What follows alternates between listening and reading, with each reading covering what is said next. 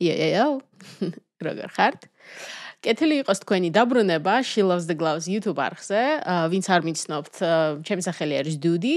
მე ვარ MMA ჟურნალისტი და ბლოგი She Loves the Gloves ავტორი, ანუ ამ არხის მფლობელი და ასევე Facebook გვერდის და 1000 სხვა რაღაცის, ხო? და ისეთი შეგრძნება მაქვს, რომ ასეთი ვიდეო ალბათ რავი ტრილიონი წელი არ ჩაგვიწერია. და ალბათ იმიტომ რომ ეგეთი ვიდეო ტრილიონი წელი არ ჩაგვიწერია. მაგრამ ნუ რაც მთავარია, გვაქვს ძალიან მაგარი მიზეზი, რის გამოც დღეს აქ შევიკრიბეთ, ეგრე ვთქვათ. ალექსანდრე თოფურიას ნანატრი დებიუტი UFC-ში და დღეს მინდა ამაზე გესაუბროთ, ვილაპარაკოთ ზოგად სიუჟეტურ ხაზებზე მაგალითად, რითაც აქამდე მივედით და რა თქმა უნდა განვიხილოთ მებრძოლთა სტატისტიკა, მათი ბრძოლის სტილები, ამ სტილების შესაძლო ჯახი და ასე შემდეგ. მოკლედ, ბევრი საინტერესო რამ გვაქვს განსახილველი და მოდი აღარ გადავდოთ და პირდაპირ გადავიდეთ საქმეზე. ესე იგი, ხო, ალექსანდრე თოფურია კობი თიკნესის წინააღმდეგ UFC 312 წლის მეორე დიდი ტურნირი, ანუ pay-per-view ტურნირი და პრინციპში ისეთი შეგრძნება მაქვს, რომ ალექსანდრე თოფურიას დებიუტს ველოდებით ძალიან დიდი ხანი და აი რამდენი ხანის მე MMA-ს აქტიურად ვუყურებ და განსაკუთრებით მას შემდეგ რაც ილია თოფურია UFC-ში შეუერთდა, თითქოს სულ მიდის ამაზე საუბარი, რომ მალე ალექსანდრესაც ვიხილავთ და როგორც იქნა ეს მოხდა, თუმცა რა თქმა უნდა ცოტა დიდი დრო დასჭირდა შედარებით ამ ამბავს, იმიტომ რომ მოგეხსენებათ ალექსანდრე არის ილიას კუთხის დიდი და მნიშვნელოვანი ნაწილი, ერთ-ერთი მწვრთნელი შეიძლება ითქვას და ალექსანდრეს ეხება, ხო, რაღაც ბრძოლის გეგმების შედგენა და ასე შემდეგ. ამიტომ ერთი მხრივ ხო ამის გამო გაიწელა ეგ ამბავი და მეორე მხრივ ამის გამო მე პირადად კიდევ უფრო დამაინტერესა როგორ შეიძლება გადაითარგმნოს ალექსანდრეს ეს სტრატეგიული რაც ანალიტიკური უნარები მერე მის გამოჩენაში ოქტაგონზე. ხო, როგორ მოვედით ამ ბრძოლამდე? მოგეხსენებათ ალექსანდრემ კონტრაქტი UFC-სთან ჯერ კიდევ რო არ მოგატყუოთ აგვისტოში მოაწერა ხელი და თუმცა რაღაც ანუ ვერ შედგა ხო ჯერ იყო ბრძოლა მაქს ჰოლოვეისთან და ილიას სჭირდებოდა მერე რაღაც მგონი ოპონენტის საკითხიც იდგა და ნუ საბოლოო ჯამში ჩაინიშნა მისი დებიუტი ავსტრალიის ქარდზე კოდი ჰადონის წინააღმდეგ. ავსტრალიის ლოკაცია ერთი მხრივ საკაიფოა რაღაც მომენტში, საინტერესოა, კარგი ადგილია, საინტერესო ქვეყანაა, ხო, მაგრამ ნუ მეორე მხარე აქვს მაგას უარყოფითი, რომ ძალიან შორია. აკლიმატიზაციასაც დრო სჭირდება და ეს პრობლემად გადაიქცა მაშინ, როდესაც კოდი ჰადონმა და კოდი ჰადონი მოგეხსენებათ არის ავსტრალიელი მებრძოლი. კოდიმ ტრავმა მიიღო და ტრავმა მიიღო ბრძოლამდე 2 კვირის წინ ფაქტობრივად, ხომ? სამედიცინო კომისიაც ვერ გაიარა საბოლოო ჯამში და იძულებული იყო ამ ბრძოლიდან ჩახსნილიყო და აი აქ გამოჩნდა ეს პრობლემა ლოკაციის, იმიტომ რომ მოგეხსენებათ ავსტრალიის ვიზის მიღება საკმაოდ ისეთი რთული საქმეა, დრო სჭირდება მაგას, რაც პროცედურების გავლა და მოკლედ პრობლემა იყო ეს ოპონენტის პოვნა და რა თქმა უნდა ყველამ ვინერვიულეთ იმაზე, რამდენად სწრაფად მოახერხებდნენ პოვნას და იმიტომ რომ ამ ბრძოლიდან ჩახსნა ხო ხდებით, ეგეც უკვე პრობლემურია, ამდენი ხანი მომზადება კემპი გაგავლილი და პლუს უკვე თუ არ ვცდები ალექსანდრე უკვე ავსტრალიაში იყო და მოკლედ ძალიან დიდი თავის ტკივილი იქნებოდა, მაგრამ საბედნიეროდ აი ზოგი ჭირი მარგებელია როგორც იტყვიან, მგონი ეგეთი რაღაც მოხდა აქ. რატომ? კოდი ჰადონის ნაცვლად ალექსანდრეს ახალი ოპონენტი უპოვეს თითქმის ეგრევე და ეს ოპონენტი გახდა კობი თიკნესი და რატო ვამბობ რომ ეს უფრო საინტერესოა და ეს ჩემი აზრით ყოველ შემთხვევაში და ალბათ ამაში ბევრი სხვა ადამიანის დამეთანხმება. ამის გამო ეს ბრძოლა ახალ დონეზე ავიდა და თუ აქამდე ეს იყო უბრალოდ პრელიმინარული ქარდის ეგრეთ წოდებული ერთ-ერთი ბრძოლა, რომელზეც ბევრი სიმართლე გითხრათ უცხოურ მედიაში არავის ულაპარაკია. ახლა ეს გახდა ერთ-ერთი მთავარი სალაპარაკო თემა ამ ტურნირზე. კი, რა თქმა უნდა, ქართველებისთვის ეგ ყოველთვის მნიშვნელოვანი იყო, ანუ ამაზე ორი აზრი არ არსებობს, იმიტომ რომ ისევ და ისევ ალექსანდრეს დებიუტს დიდი ხანი ველოდით, მაგრამ ზოგადი პუბლიკისთვის ცოტა ისეთი ჩაკარგული ბრძოლა იყო ხადონთან. და უცებ თიქნესი, როდესაც რაღაც დაემატა ამ რაღაც განტოლებას ეგრე ვთქვათ, ხო? უცებ ბევრად უფრო საინტერესო გახდა და რატომ? ახლა აგიხსნით. ესე იგი, როგორც უკვე ვთქვით, ალექსანდრე არის ილიას ძმა. ილიამ თავის დროს საკუთარი ქამარი ქვემსუბუქი-წონის ალექსანდრ ვოლკანოვსკისთან ბრძოლაში მიიღო და კოლბი თიქნესი არის ალექსანდრ ვოლკანოვსკის ძალიან ახლო მეგობარი და პლუს მთავარი ტრენინგ პარტნიორი. ანუ მოგეხსენებათ რავი MMA-ში ესეთი ანუ ბევრ ადამიანთა ვარჯიში საკმაოდ მოსული ამბავია, ხომ? განსაკუთრებით თუ სხვადასხვა იმაში ლოკაციებში და სხვადასხვა დარბაზებში მუშაობ და ვარჯიშობ უფრო სწორად, ბევრ სხვადასხვა ადამიანს შევხვდები, ამიტომ რაღაც ანუ ტრენინგ პარტნიორი ბევრ რაღაცა შეიძლება ნიშნავდეს და სულაც არ არის აუცილებელი მაინც და მაინც ძალიან ახლობელი ადამიანი იყოს, მაგრამ ამ შემთხვევაში ზუსტად ის იშვიათი რაღაც მომენტია, როდესაც კოლბი ალექსანდრ ვოლკანოვსკისთან ვარჯიში დაიწყო რაღაც 12 წლის ასაკში, იმ დარბაზში მივიდა, ავსტრალიაში საკმაოდ პატარა დარბაზი აქვს, freestyle MMA. 12 წლის იყო, როდესაც დაიწყო ვარჯიში და 16 წლის ასაკიდან უკვე იყო ალექსანდრ ვოლკანოვსკის მთავარი ტრენინგ პარტნიორი, მთავარი სპარინგ პარტნიორი და თავადაც ამბობენ, რომ ზოგჯერ დილის ვარჯიშზე მხოლოდ ალექსანდრ იყო, კოლბი იყო და მათი მწვრთნელი ჯო ლოპესი. ხო და ნუ ესეთი ძალიან საინტერესო შრე დაემატა ამ ამბავს, იმიტომ რომ ისევ და ისევ არსებობს ეს ილიას და ალექსანდრ ვოლკანოვსკის დაპირისპირება, რომელიც შეიძლება მერე პოტენციურ რემატჩშიც გადაიზარდოს, ხო და ამაზეც რაც გვესმის ჩურჩულები ეგრე ვთქვათ. და უცებ ილიას ძმა, ანუ თავის დებიუტისთვის ემზადება და ეს დებიუტი ხდება ალექსანდრ ვოლკანოვსკის ფაქტობრივად პატარა ძმის წინააღმდეგ, ხო? ნუ ალექსანდრ ვოლკანოვსკიმ თავადაც ახსენა, რომ ესეთი რაღაც ურთიერთობა აქვს ამ ბიჭთან. ხო და ესეთი საინტერესო ამბავი და საინტერესო ისტორია შეიკვრა. და უცებ ყველა ამაზე ალაპარაკდა და რაღაც მომენტებში ამ თემამ გადაფარა თუნდაც main და co-main event-ი, რომელიც ორივე სატიტულო ბრძოლაა.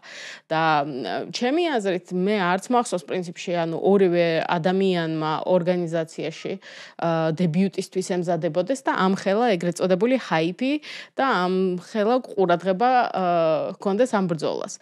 და ეს რა თქმა უნდა არის ძალიან კარგი ჩვენთვის, იმიტომ რომ მოგეხსენებათ, კი MMA არის და კი სპორტია და საბოლოო ჯამში მთავარია შედეგი, მაგრამ რაც უფრო მეტი საინტერესო თემა იქნება მებრძოლის გარშემო, მით უფრო დიდი პოტენციალი აქვს მას პრომოუშენის და მარკეტინგის კუთხით, ეგრე ვთქვათ, ხო? ხო და მოკლედ საბოლოო ჯამში ყველაფერი ჩემი აზრით ჩვენ სასარგებლოდ, ანუ ქართველი მებრძოლის სასარგებლოდ გადათამაშდა. ხო, ნუ ეს ცოტა ხანი რო გადავდოთ გვერდზე და უკვე უშუალოდ ბრძოლაზეც რო ვისაუბროთ, ხო? ესე იგი, მოკლედ მიმოვიხილოთ ის სტატისტიკა, რომელიც გვაქვს და პრობლემა რაშია ახლა, ცოტა ისეთი რთული მომენტია, როდესაც დებიუტზე აკეთებ რაღაც პროგნოზებს და საუბრებს. ორივე ალექსანდრეც და კოლბიც მოდიან ისევ და ისევ რეგიონალური MMA რაც სცენიდან, ხო? ანუ ეს იქნება მათი პირველი გამოჩენა, ეგრეთ ვთქვათ, ელიტარულ MMA ორგანიზაციაში. შესაბამისად, ის ჩანაწერები და ის ინფორმაცია, რაც მათზე გვაქვს, ძალიან მცირეა. არ მოგატყუებთ და ამაზე დაყრდნობით ბევრი სერიოზული რაღაც დასკვნის გამოტანა ცოტა რთულია. მაგრამ, მაქსიმალურად ვეცდებით. ესე იგი, ალექსანდრე თოფურია, 5 კარიერული სტატისტიკა 5-1 და 0, ანუ 5 გამარჯვება, 1 წაგება, 0 ფრე, ასაკი 29 წლის, წონა 61 კილოგრამი, სუპერ მსუბუქი წონა, სიმაღლეში არის 170 სანტიმეტრი, როგორც ილია, წვდომი აქვს 175 სანტიმეტრი. და რაც შეეხება კოლბი თიკნეს, მისი კარიერული სტატისტიკა არის 7-0-ზე, ანუ დაუმარცხებელია, 7 მოგება და 0 წაგება. ასაკით არის 25 წლის, სიმაღლე 175 სანტიმეტრი და წვდომი 178 სანტიმეტრი. ალექსანდრეზე ოდნავ მეტი სიმაღლე და წვდომი აქვს, ხო? მაგრამ ეგ რამდენად გადამწყვეტ როლს ითამაშებს, ამაზე ცოტა ხანში ვისაუბრებ, მაგრამ მანამდე მინდა შევეხო სტატისტიკებს. ბევრი რამ დაიწერა ამ დღეებში ამ სტატისტიკებზე, იმაზე რომ თიკნესი დაუმარცხებელია, თან მოგეხსენებათ ავსტრალიური პრომოუშენის Hex Fight Club-ი ჩემპიონი არის, ნოემბერში მოიპოვა კამარი. და აი ამ დაუმარცხებლობის გარშემო იყო რაღაც აგორებული ერთი ამბავი და ალექსანდრეს სტატისტიკას როდესაც ვადარებთ, ისევ და ისევ MMA კრივი არ არის და ჩვენთან დაუმარცხებლობა ამდენად კრიტიკულად მნიშვნელოვანი არ არის და თანაც ეს მარცხი ამ მარცხზეც ალექსანდრეს შემთხვევაში მინდა 1-2 სიტყვა ვთქვა. ჯერ ხო ძალიან დიდი ხნის წინ იყო, უკვე წელიც კარგად არ მახსოვს, მაგრამ დიდი ხნის წინ იყო და პლუს მასზე ბევრად უფროს მეტოქესთან და ბევრად უფრო ფიზიკურად დიდ მებრძოლესთან მოხდა ეგ მარცხი და თავადაც რო უყუროთ ამ ბრძოლას, მივხვდებით რასაც გულისმობ და პლუს იმ ბრძოლაში მეტოქემ არაერთხელ დაარღვია წესები და მოკლედ იმის თქმას ვცდილობ, რომ ამ მარცხს დღევანდელი გადმოსახედიდან მე ძალიან სერიოზულად არ აღვიქვავდი და სერიოზულად არ მოვიკიდებოდი, იმიტომ რომ საბოლოო ჯამში მნიშვნელოვანი არის ის თუ როგორ განვითარდა თითო ეს მებრძოლი ამ კარიერის განმავლობაში, ვგულისმობ ახლა ალექსანდრეს და კოლბის. და რა თქმა უნდა, მნიშვნელობა აქვს იმას, თუ რა უნარებით მოდიან ეგენი ბრძოლაში. თორე ახლა ბევრი რაღაცის ჩემპიონი შეიძლება იყო, მაგრამ UFC-ს დონე მაინც სხვა არის და აი მანდ უკვე გამოჩნდება ვინც ადგას და რომელ საფეხურზე ეგრეთ ვთქვათ, ხო? ასევე უცხოურ პრესაში მე ვნახე ძალიან ბევრი კომენტარი ალექსანდრეს მეტოქეების რეკორდებზე, კარიერულ სტატისტიკებზე, რომ საკმაოდ ბევრი წაგება ჰქონდათ.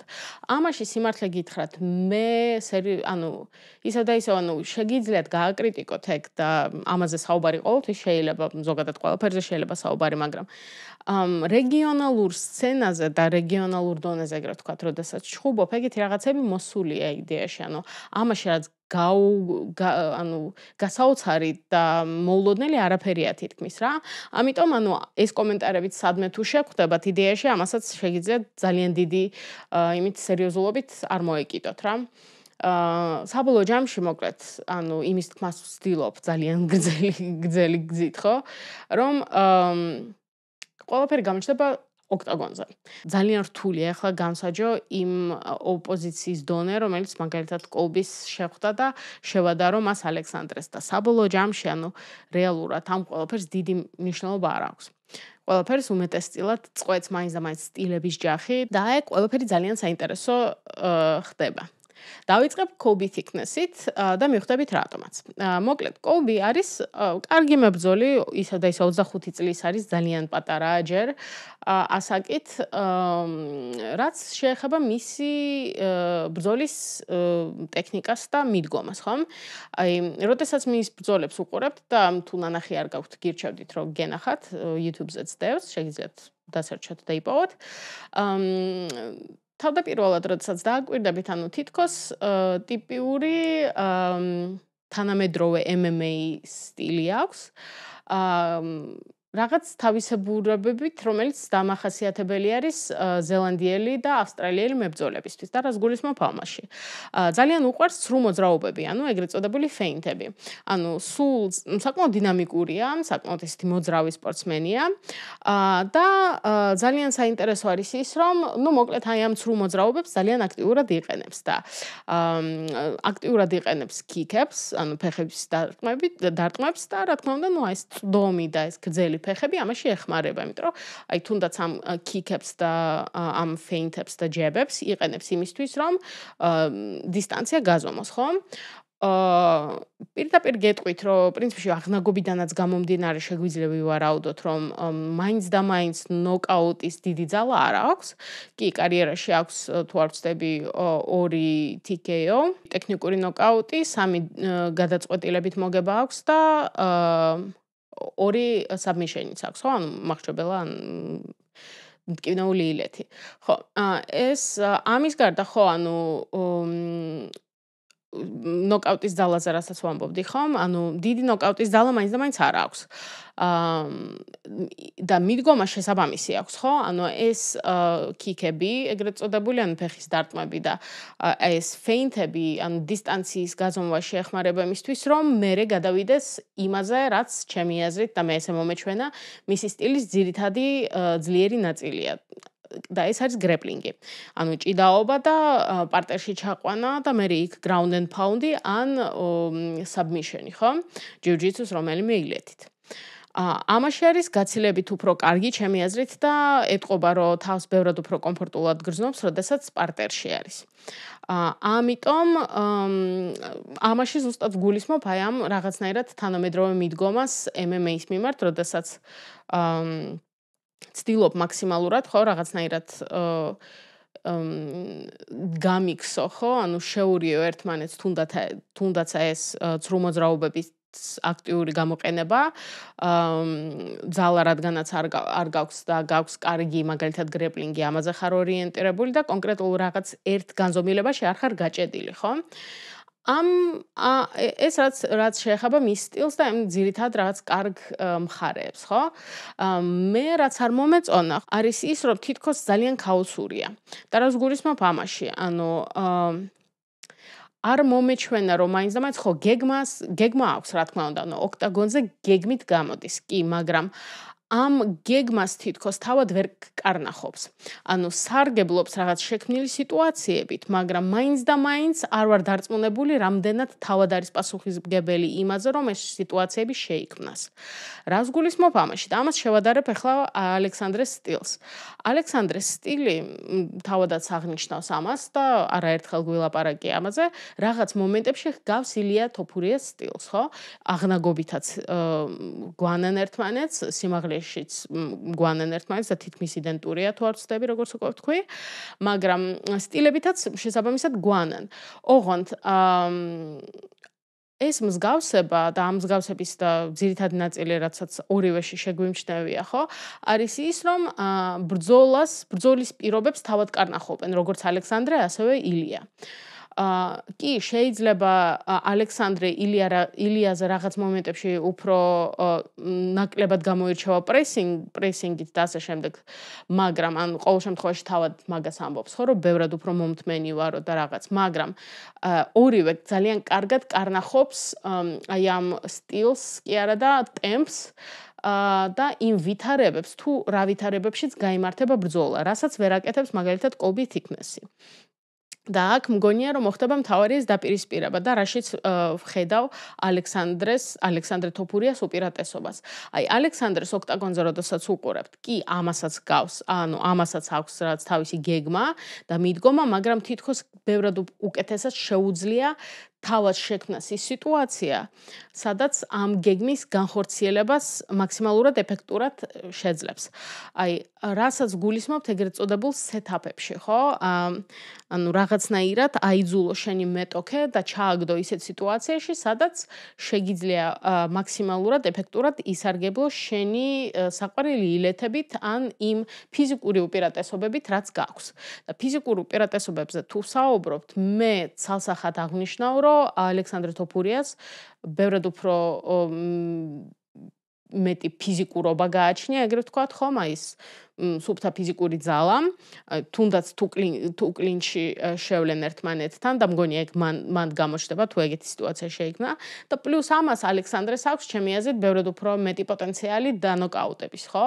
ძალა და რაც კრივის ტექნიკა ამ ძალის მიზნამდე მისატანად, ეგრეთ ვთქვათ. ხო, აი ამას გამოვარჩევდი და რა თქმა უნდა, რაც შეგვიძლია ვილაპარაკოთ იმაზე, რა ქვია, უშუალოდ სტილზე და მიდგომაზე, კარგად ვიცით, რომ ალექსანდრეს ძალიან კარგი გრეპლინგი აქვს და არის შავი ქამარი ჯიუ-ჯიტსუში. თავად, პირველი შეხება რაც შერეულ ორთაბრძოლებთან და ზოგადად ორთაბრძოლებთან ჰქონდა გრეკო-რომაული ჭიდაობით, კარგი მოჭიდავეა. ზოგადად უყვარს ხო ეს ჭიდაობა და პარტერში ბრძოლის გადაყვანა და იქ საიდ კონტროლში გადასვლა, ground and pound-იც აქვს ხომ? საბმიშენებიც აქვს, რა თქმა უნდა, და სხვათა შორის ადრეულ ბრძოლებშიც ჩანს ხომ, რომ ძალიან ბევრ სხვადასხვა submissions ფლობს თავის არსენალში. ვნახეთ იქ რაღაც სამკუთხედებიც და უამრავი მოკლედ სხვადასხვა ილეთი, ხო? და შესაბამისად, ეს აქვს ხომ, რაღაც არსენალი ფართო და მაგის გარდა, გრეპლინგის გარდა, ცალსახე უპირატესობა სტრაიკინგშიც მივცემდი ალექსანდრეს. რატომ? იმიტომ რომ როგორც უკვე ვახსენე, ძალა ისევ და ისევ წვდომში იმხელა სხვაობა არ არის, ახლა მე რაც მოპოვებული მაქვს, ისევ და ისევ ამაზე თავს ვერ დავდებ, იმიტომ რომ იმედი მაქვს, რომ ნამდვილი რიცხვებია, ხო, მაგრამ 3 სანტიმეტრი წვდომის იმაში სხვაობა დიდად არაფერს არ გაძლევს რა. ამიტომაც უპირატესობა სტრაიკინგში მივცემდი მაინც ალექსანდრეს, ხო. პლუს ამას ძალა და ტექნიკა. უბრალოდ ტექნიკა და თავდაჯერებულობა თუნდაც. ალექსანდრეს თითო მოძრაობას და თითო რაღაც სიტუაციას რაღაც ლოგიკა აქვს, აშკარად აქვს და ეს ჩანს კარგად რა. ადამიანი მიდის და ძალიან კარგად ხვდება, როგორ უნდა შექმნას ის სიტუაცია, რითაც თავად სურს რომ ისარგებლოს. და პლუს კიდე, რასაც გამოვარჩევდი და არ მინდა რომ ეს დამავიწყდეს და რითაც განსხვავდება პრინციპში ალბათ ალექსანდრეს სტილი ილიას სტილისგან, ასევე არის ფეხებით დარტყმები. იმიტომ რომ ძველ ბრძოლებში განსაკუთრებით დაინახავთ ეგრეთ წოდებული სპინინგ კიკები, ფეხით დარტყმები ბრუნში, რასაც ილიასგან ვერ ნახავთ. მაგრამ რა თქმა უნდა, ისევ და ისევ, რაც უფრო განვითარდება ალექსანდრეს კარიერა, კიდევ უკეთესად გამოჩნდება ის რაღაც პატარა ნიუანსები, რითაც ძმები ერთმანეთისგან განსხვავდებიან, იმიტომ რომ იდენტური ორი ადამიანი მაინც და მაინც არ არის, რაც არ უნდა გავდნენ ერთმანეთს. და მოკლედ, ამ ყველაფრით კიდევ არაერთხელ მგონია ვისიამოვნებთ. უბრალოდ ჯერჯერობით ამ ეტაპზე ძალიან შეზღუდულები ვართ იმ წყაროებში, ეგრეთ ვთქვათ, რითაც შეგვიძლია ვისარგებლოთ და რის საფუძველზე შეგვიძლია გამოვიტანოთ რაღაც დასკვნები, ხო?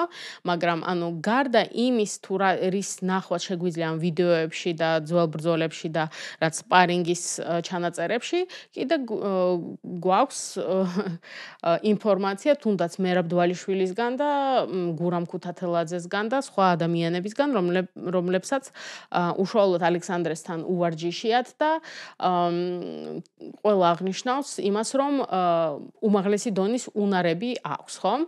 და ამაში მგონი ეჭვი დიდად არავის გვეპარება და თითქოს ისეთი შეგრძნება მაქვს მე და პრინციპში ამას ვაკვირდები ქართულ გულშემატკივრებში, რომ ალექსანდრეს უნარებთან თითქოს კითხვები დიდად არ გვაქვს. გვესმის რომ ტექნიკური მებრძოლია და ასე შემდეგ. უბრალოდ გვაინტერესებს რა არის ის ლიმიტი, ხო? და ის რაც საბოლოო წერტილი, სადამდეც მისვლას შეძლებს. ეს უფრო საინტერესოა ჩვენთვის, იმიტომ რომ რა თქმა უნდა, ორი ჩემპიონი უკვე ყავს ამ მომენტში საქართველოში, მაგრამ უფრო მეტიც გვინდა და ყველას გვესმის და ყველანი ვიაზრებთ, რომ მერაბ დვალიშვილი რა თქმა უნდა ახლა არის ალექსანდრეს დივიზიონში ჩემპიონი, თუმცა სულ მუდმივად ვერ იქნება, ხო? რაღაც მომენტში ამ კარიერის დასრულება მოუწევს და თავადაც მერაბს აღნიშნავს ის, რომ ალექსანდრეზე უკეთესი რაღაც ეს მემკვიდრე, ეგრეთ ვთქვათ, არ ეგულება, ხო? და თან რა თქმა უნდა, კი ქონდა ისეთი პრეცედენტები, როდესაც ძმები ერთდროულად ასპარეზობდნენ ორგანიზაციებში, ან სხვადასხვა ორგანიზაციებში იყვნენ ჩემპიონები, მაგალითად შეგვიძლია პეტისები ავიღოთ, ხო? ენტონი პეტისი იყო UFC ჩემპიონი და სერხიო იყო ბელატორის ჩემპიონი. ბელატორში ასევე ყავდა ძმები პიტბულები, ერთდროულად იყვნენ ჩემპიონები, მაგრამ UFC-ში ერთდროულად ორი ძმა ჩემპიონი არ ყოლია და ესეთი საინტერესო პირველი საჩემპიონო დინასტია შეიძლება ძლიერება შეიქმნას და ამაზე მიდის ძალიან ბევრი საუბარი, ხო? მაგრამ ჯერჯერობით ვკონცენტრირდებით ამ პირველ ბრძოლაზე, ამ დებიუტზე და დარწმუნებული ვარ, თავად ალექსანდრეს ფოკუსი ამ მომენტისთვის ეს არის. უბრალოდ ხო, ანუ პოტენციალზე და აი ამის შემდეგ საით მივდივართ და რამდენად ბრწყინვალე არის მომავალი, რაშიც დარწმუნებული ვარ, ხო? ამ ყველაფერზე საუბარი უფრო მიზანშეწონილი ალბათ იქნება ამ ბრძოლის შემდეგ და შეჯამებების გაკეთება ამ ბრძოლის შემდეგ უფრო საინტერესოც იქნება. ზოგადად ისიც არის, რომ რამდენჯერმე გამიგია, რომ ანუ ადამიანებმა ახსენეს ეგ, რომ დებიუტანტის მიმართ ხო აი ეს ამხელა ამბიციები, ხო? ანუ უფრო სწორად მისი ამბიციები კი არა, უფრო ჩვენი ამბიციები, ხო? დებიუტანტის მიმართ ასეთი ამბიციების გამოხატვა და მასზე ასეთი რაც იმედების დამყარება დამატებით წნეხს ქმნისო და ასე შემდეგ, მაგრამ რაც მე ინტერვიუებიდან მინახავს და მომისმენი ალექსანდრეს საუბრიდან, სულაც არ ჩანს, რომ ეს წნეხი მას აწუხებს და ისეთი შეგრძნება მაქვს, რომ პირიქით ამ მომენტამდე ძალიან დიდი ხანია მოდის, რაც ძალიან გააზრებულად მოვიდა და ეს ყველაფერი ეს დებიუტიც და აი მისი ამ მოგზაურობის დასაწყისი ძალიან სწორ მომენტში იწყება და ამისთვის აბსოლუტურად მზად არის. ხო, პრინციპში ეს იყო ალბათ დღეს რაზეც საუბარი მინდა და მადლობა რომ იყავით ჩემთან. იმედია ამ ვიდეოდან რამე საინტერესო გაიგეთ. და ისევ და ისევ ალექსანდრე თოფურიას დებიუტი UFC-ში გაიმართება 9 თებერვალს დილის 5 საათზე საქართველოს დროით დაიწყება პრელიმინარული კარდი ამ ბრძოლით და რა თქმა უნდა ჩაუჯექით აუცილებლად არ გამოტოვოთ. მანამდე შეგიძლიათ ჩემი პრევიუ წაიკითხოთ დეტალური სტატია ევროპოპის საიტზე და რა თქმა უნდა როგორც უკვე ვახსენე ალექსანდრეს და კოლბის ბრძოლები არის ხელმისაწვდომი YouTube-ზეც და გირჩევთ უბრალოდ რომ მაინც და მაინც მე ნუ დამიჯერებთ ან სხვებს ნუ დაუჯერებთ. თავად ჩაუჯექით, უყურეთ და თქვენი დასკვნები გამოიტანეთ და მაინტერესებს რამდენად დამეთანხმებით, თუნდაც ამ სტილისტურ სხვაობებზე და ასე შემდეგ და ყოველთვის ძალიან საინტერესოა თქვენი აზრი ჩემთვისაც. მაგრამ დღეისთვის სულ ეს იყო, ისედაც არ მინდა რომ ეს ვიდეო ძალიან გრძელი გამოვიდეს, იმედია ისე ამოვნეთ. ისევ და ისევ ძალიან მიხარია რომ ამ ვიდეოთი შემიძლია დაბრუნება და ამ ასეთი ძალიან მაგარი საბაბი მაქვს იმისთვის რომ დღეს შეგხვდეთ და გელაპარაკოთ და კიდევ ერთხელ უღრმესი მადლობა, დალაიქეთ ვიდეო, გამოწერეთ არხით და შემდეგ შეხვედრამდე.